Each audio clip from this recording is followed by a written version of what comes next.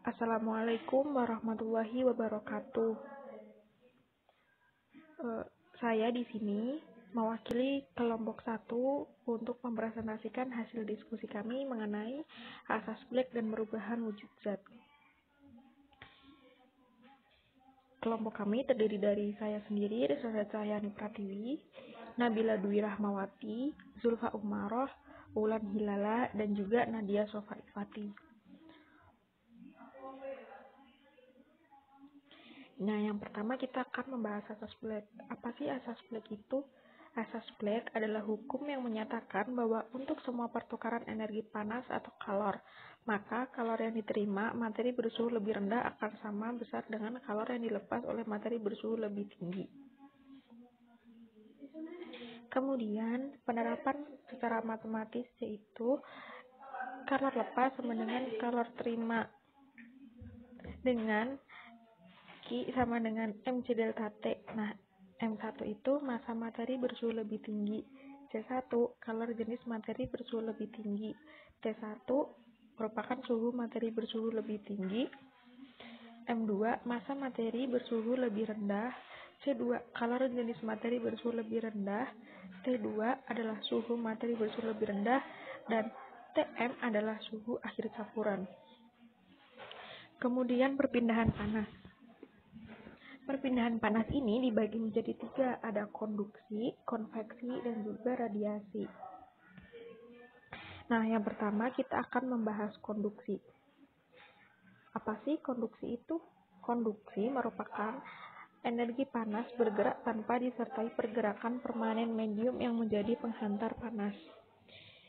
Nah, contoh dari konduksi itu misalnya nih, rambatan panas pada material logam seperti besi, kawat, dan aluminium. Pada level molekuler, konduksi ini terjadi karena adanya tubukan antara molekul berkecepatan lebih tinggi dengan molekul berkecepatan lebih rendah. Hal ini menghasilkan peningkatan energi kinetik molekular yang selanjutnya meningkatkan suhu. Kemudian yang kedua ada konveksi. Konveksi adalah perpindahan panas yang terjadi seiring dengan perpindahan zat perantara atau mediumnya. Contohnya, pendinginan ruangan dengan AC dan pemanasan air. Nah, pada level molekular, peningkatan suhu akan berpengaruh pada peningkatan volume dan juga kerapatan medium. Kemudian yang ketiga ada radiasi. Radiasi adalah penghantaran energi panas tanpa dibutuhkannya penghantar panas ditransmisikan dengan emisi gelombang elektromagnetik. Pada level molekular, radiasi panas terjadi karena pergerakan acak momentum dan atom akibat radiasi elektromagnetik. Setiap benda akan mengeluarkan radiasi termal, bergantung dari panas yang dimiliki. Semakin panas objek tersebut, maka semakin besar radiasinya. Jadi, panas objek itu berbanding lurus dengan besar radiasi. Salah satu contoh radiasi panas adalah perpindahan energi panas dari matahari ke bumi dan benda-benda antariksa lainnya.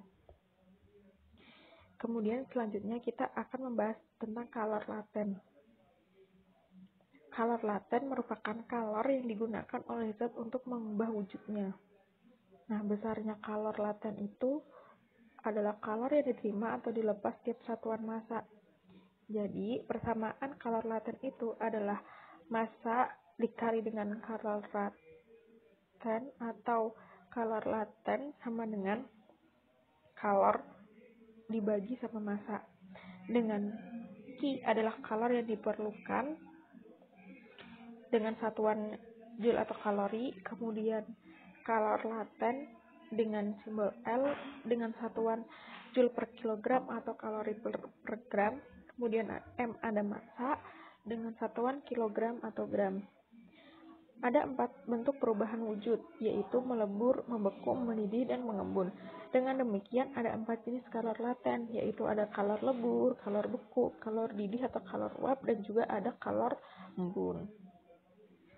Kemudian ada perubahan wujud zat.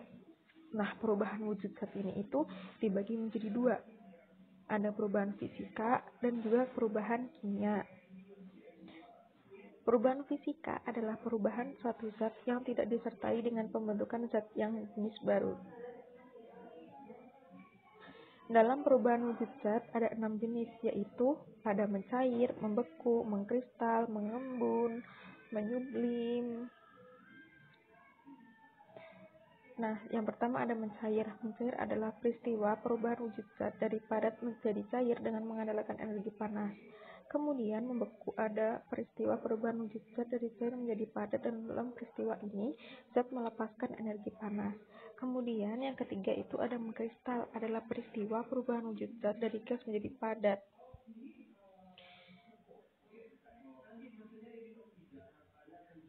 Kemudian ada menguap. Menguap adalah peristiwa perubahan wujud zat dari cair menjadi gas. Peristiwa ini memerlukan energi panas. Kemudian yang kelima itu ada menyublim. Nah, menyublim itu merupakan peristiwa perubahan zat dari padat menjadi gas. Yang terakhir ada mengembun. Mengembun adalah peristiwa perubahan wujud zat dari gas menjadi cair. Selanjutnya yaitu perubahan kimia.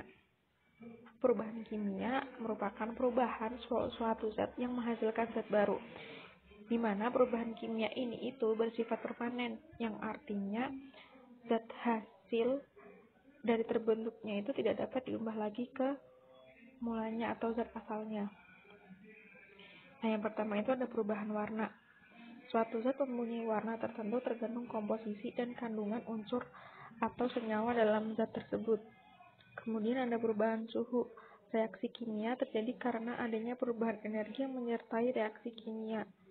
Yang ketiga ada pembentukan endapan. Suatu zat yang sukar larut dalam pelarut air. Kemudian ada pembentukan gas. Beberapa perubahan kimia ada yang menghasilkan gas. Mungkin itu yang dapat kami paparkan. Kurang lebihnya kami mohon maaf. Apabila ada pertanyaan bisa didiskusikan di forum yang telah disediakan. Terima kasih. Wassalamualaikum warahmatullahi wabarakatuh.